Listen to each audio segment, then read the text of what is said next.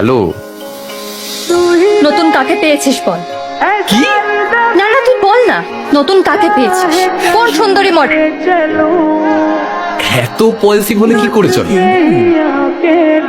কি? আমি পজেসিভ? খুব খারাপ না আমি? তাহলে আছিস কেন আমার সাথে? আবার শুরু হলো। কি বললে তুমি? কিছু না তো। বাবা এখন মিথ্যে বলতেও শুরু করে দিয়েছো। তুমি এক্ষুনি বললে আবার শুরু হলো। তো তুই যখন শুনতেই পেয়েছিস আমি কি বললাম, তাহলে তুই জিজ্ঞেস কেন করলি? দেখছিলাম তুমি মিথ্যে বলো কিনা।